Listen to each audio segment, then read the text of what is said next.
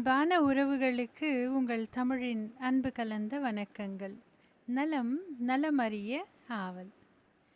சில நாள் இரவு ரொம்ப ஆனந்தமாக படுக்க போனாலும் அன்னைக்கு மறுநாள் காலையில் எழுந்திருக்கும் பொழுது ஒரு சிலருடைய மூடு ரொம்ப மோசமாக இருக்கும். அன்னைக்கு காலையிலேருந்தே அவங்களுக்கு எல்லார் மேலேயும் எரிச்சலும் வெறுப்பும், எந்த வேலை செஞ்சாலும் ஒரு நிறைவடையாத மனநிலையும் எல்லார் மேலேயும் கடிஞ்சிப்பாங்க.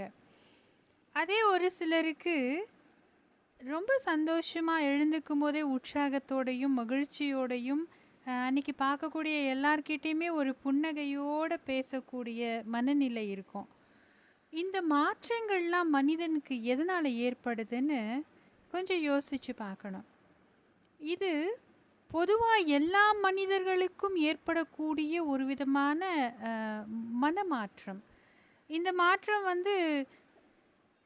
எப்போதும் அன்றாடம் வேலை பார்த்து கொண்டிருக்கக்கூடிய நமக்கு ஏதோ ஒரு விதமான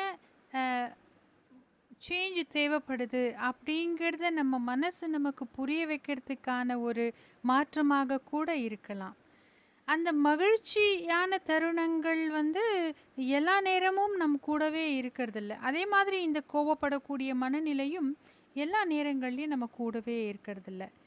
நாம் தான் நினச்சிக்கிறோம், நம்ம இல்லைன்னா நம்ம வீடு என்ன ஆகும், நம்ம குழந்தைங்கள்லாம் என்ன பண்ணுவாங்க, நம்ம கணவருக்கு யார் நேரத்துக்கு சாப்பாடு கொடுக்கறது, இப்படி பல சிந்தனைகள் நம்ம மனசுக்குள்ளே என்னமோ இந்த உலகத்தையே நாம் தான் கட்டி காப்பாற்றுற மாதிரியான ஒரு உணர்வில் பல பெண்கள் இருக்காங்க. ஆனால் உண்மை அது இல்லை. நாம் இல்லைனாலும் இந்த உலக நிகழ்வுகளும் நம்ம குடும்பத்தில் இருக்கக்கூடிய மனிதர்களின் வாழ்க்கையும் நல்லா தான் இருக்கும். இன்னும் கொஞ்ச நாள் அவர்கள் வருத்தப்படலாம். மற்ற நாட்கள் எப்பொழுதும் போல் அவர்களுடைய வாழ்க்கை இயல்பு நிலைக்கு திரும்பிவிடும். அப்போ நம்ம என்ன பண்ணணும்? இந்த மாதிரியான ஒரு மனநிலை நமக்கு வரும் பொழுது, ரொம்ப சோகமாக நம்மளை நாம் உணரும் பொழுது, ஏதோ ஒரு வெறுமையை ஃபீல் பண்ணும் பொழுது, என்னடா இது வாழ்க்கை, போர் அடிக்குது அப்படின்னெல்லாம் நினைக்கும் பொழுது ஆட்டோமேட்டிக்காக நம்ம உடலில் இருக்கக்கூடிய அந்த உற்சாகமானது குறைந்து விடுகிறது. இப்போது மொபைல் ஃபோன் எடுத்துக்கிட்டோன்னா காலையில் எழுந்ததுமே அதுக்கு சார்ஜ் போட்டுடுறோம் இல்லையா? அன்றைக்கி ஃபுல் நாளும் நமக்கு அதோட பயன்பாடு இருக்கணும்னா அதில் நிச்சயம் சார்ஜ் தேவை.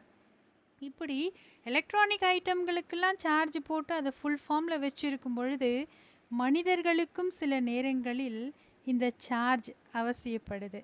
இது சார்ஜ்னா கரண்ட்டில் போடுற சார்ஜ் இல்லை.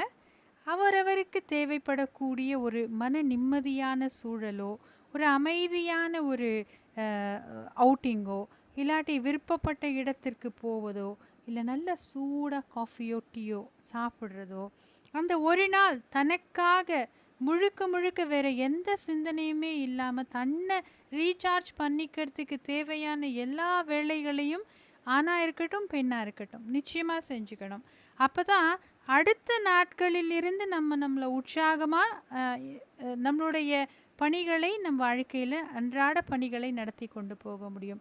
இது எல்லாருமே நிச்சயம் நம்ம வாழ்க்கையில் உணர்ந்திருப்போம். சில நாட்கள் கடுன்னு இருக்கிறதும், சில நாட்கள் ஏதோ ஒரு காரணத்தினால சந்தோஷமாக இருக்கிறதும். இந்த கடுகடு நிலை மாறி மனசில் சந்தோஷம் வரணும்னா அந்த சார்ஜ் நமக்கும் தேவைப்படுகிறது.